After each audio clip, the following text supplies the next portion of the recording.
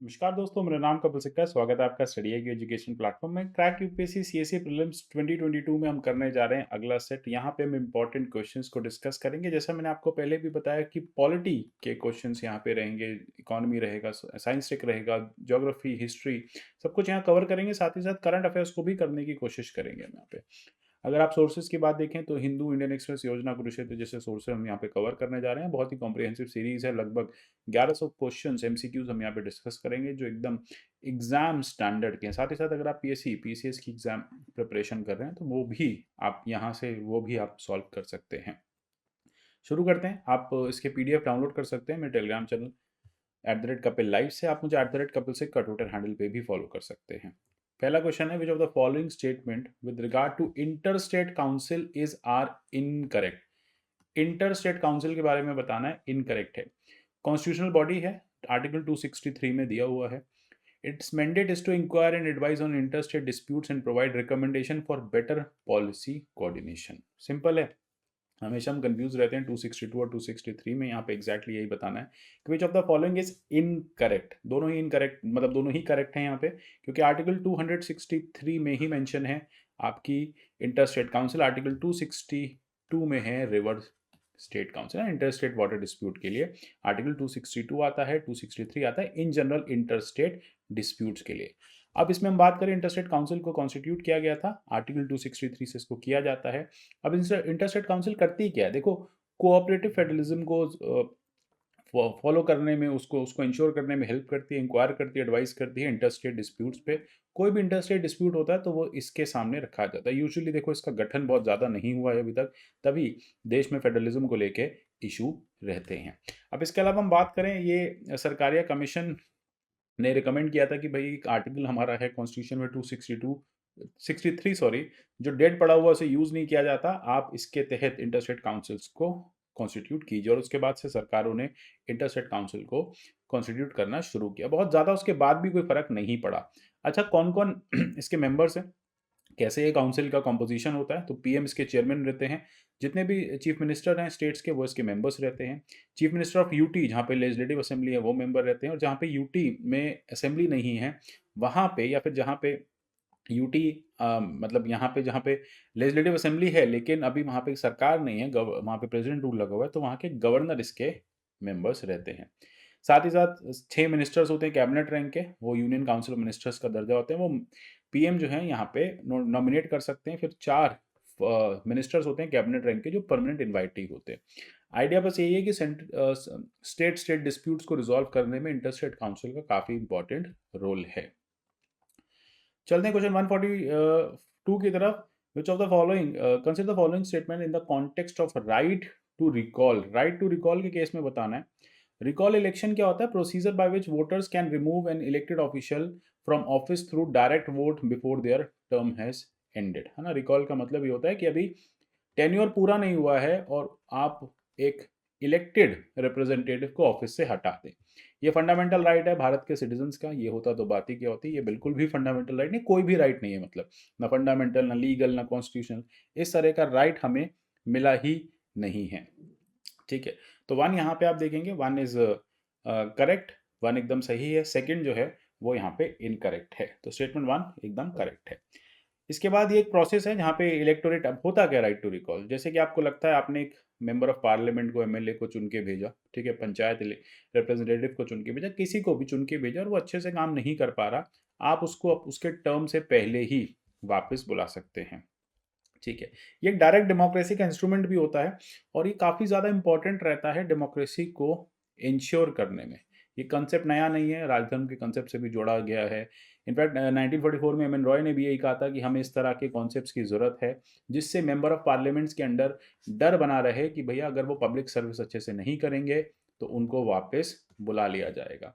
अब 1951 का जो रिप्रेजेंटेटिव ऑफ पीपल्स एक्ट है, वहाँ पे भी क्लियरली दिया गया है कि भाई यूजुअली मेंबर ऑफ पार्लियामेंट्स को ठीक से काम करना चाहिए, डिससेटिस्फैक्शन नहीं होना चाहिए, इससे उनकी सीट खाली हो सकती है, बट अल्टीमेटली कैसे होगी ये मेंशन नहीं है। पहले भी कहा गया है कि राइट टू रिकॉल को लेके आओ, ठीक है, इससे अकाउंटेबिलिटी रहेगी।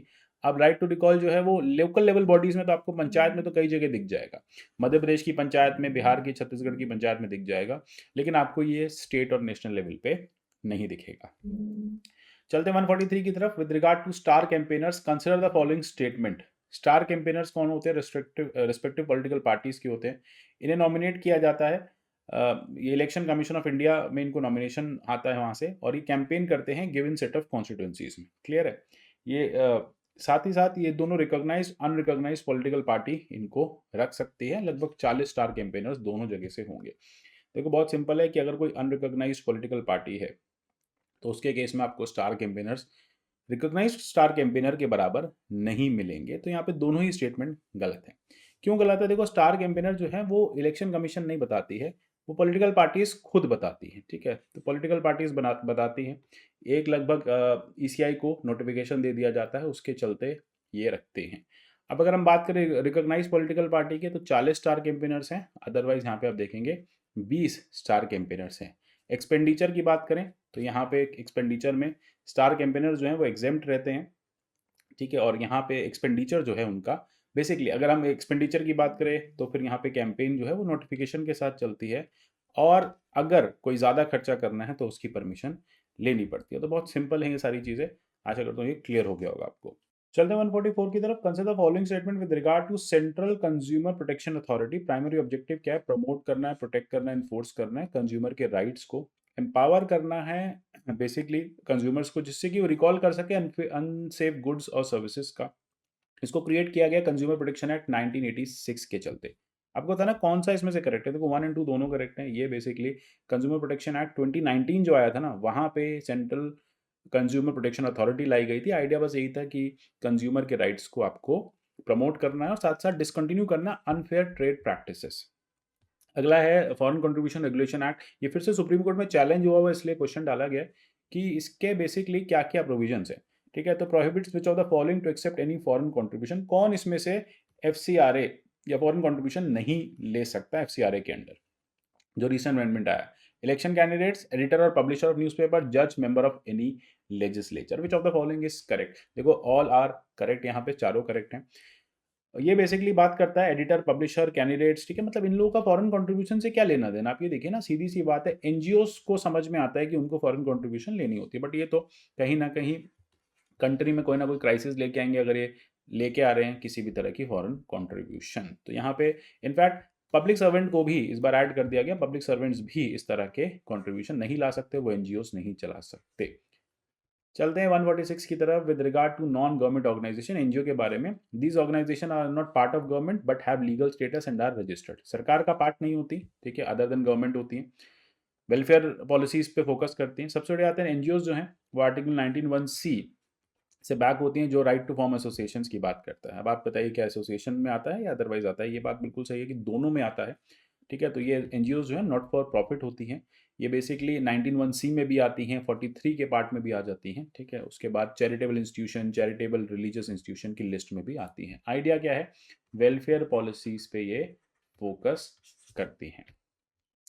147 पे चलते हैं। Recently minister of state for finance has pitched for legalising betting in India. Which of the following committees recommended legalise betting? Legalise betting कौन यहाँ पे अलाउ करने की बात कर रहा है? ठीक है, किसने कहा है, कौन सी कमिटीज ने ऐसा रिकमेंड किया है? बहुत याद होगा आपको, बहुत सिंपल है। सी जो है यहाँ पे जस्टिस लोढ़ा कमीशन आया था, उन्होंने कंप्लीट रिफॉर्म्स की बात कही थी कि बीसीसीआई के स्कैंडल को रोकने के लिए कौन कौन से रिफॉर्म्स हम यहाँ पे कर सकते हैं। उसी में लीगलाइज बेटिंग का एक कॉन्सेप्ट लाया गया था। ठीक है, उसमें ये कहा था बीसीसीआई को आरटीआई के अंडर लाओ, लीगलाइजेशन ऑफ बेटिंग करो, 1 पर्सन 1 पोस्ट का प्रोविजन लाओ। चलते हैं 148 की तरफ। Concern following statement with regard to national recruitment agency, NRA की बात हो रही है।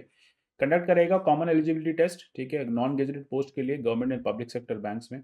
सोसाइटी रजिस्टर्ड होगी सोसाइटी रजिस्ट्रेशन एक्ट में। एग्जामिनेशंस कंडक्ट कराएगी हिंदी और इंग्लिश में। ठीक है, अब आपको बताना है क्या इसमें से करेक्ट है। एनआरए ये 2020 के ही 2021 के लास्ट 2020 के लास्ट की न्यूज़ है। अब आपको बताना है करेक्ट स्टेटमेंट क्या है यहाँ पे। और 1 और 2 आर करेक्ट। देखिए हिंदी में इंग्लिश में कराने की बात यहाँ नहीं की जाएगी। देखो जैसे जैसे लोकल लैंग्वेजेस अपनी जो जो होंगी उन सब में किया जा सकता है। 12 लैंग्वेजेस में यहाँ पे किया जा सकता है। ठीक है, एनआरए जो है इसका प्रोविजन आया था, बट उसके बाद अब ये फाइनली आगे चल रही है, तो जैसे जैसे इसमें चेंजेस आएंगे कर लीजिएगा। आरटीआई 2019 का एक अमेंडमेंट था, इस साल भी न्यूज़ में है। ठीक है, according to it chief information commissioner will have office for 5 years. ये एम्पावर करता है सेंट्रल गवर्नमेंट को उनकी सैलरीज, अलाउंसेस, बाकी टर्म्स एंड कंडीशंस को बताता है। Which of the following is correct. दो यहाँ पे आप देखेंगे 5 साल की नहीं है, ठीक है, बहुत सिंपल है। ये रिमूव कर दिया है इस बात को कि ये 5 साल के लिए रखेंगे। क्या हुआ, सीआईसी और आईसी के लिए अब ये कह दिया जो government time to time decide करेगी वही इनकी टर्म होगी। तो यही एक इसका क्रिटिसिज्म भी है कि आरटीआई को गवर्नमेंट ने वीक कर दिया। वीक क्यों कर दिया है कि जो भी इंफॉर्मेशन कमिश्नर्स हैं उनकी जो फिक्स टर्म थी, जो स्टैट्यूटरी टर्म थी, उसे डिसॉल्व कर दिया और वो गवर्नमेंट के अकॉर्डिंग अब काम हो सकता है करें। ठीक है, सैलरी के नॉर्म्स भी चेंज कर दिए गए हैं। सरकार जो है, सेंट्रल गवर्नमेंट जो है, समय समय पे service conditions, terms and conditions को बताएगी। ठीक है, तो ये बहुत ही इंपॉर्टेंट चीज़ है। चलते हैं 150 लॉ कमीशन क्या है। Law commission constitutional body, statutory body, executive body, none of the above. अब आपको ये बताइए इसमें से कहाँ पे ये दिखती है। ठीक है, कॉन्स्टिट्यूशनल बॉडी नहीं है, कोई लॉ के अधीन नहीं आती, ये एक एग्जीक्यूटिव बॉडी है। ठीक है, जिसका प्रावधान ये है कि non constitutional non statutory body है, ये एग्जीक्यूटिव ऑर्डर से स्टैब्लिश की गई थी।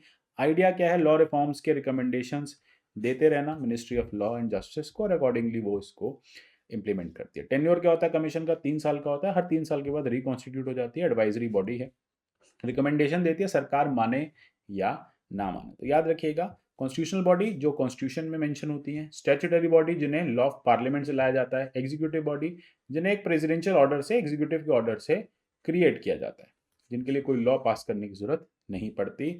इसी तरह से एक बॉडी है, उसका नाम है लॉ कमीशन। क्लियर है, कोई डाउट नहीं। क्लियर, तो मिलते हैं फिर अगले सेशन में। तब तक के लिए goodbye, take care and God bless you.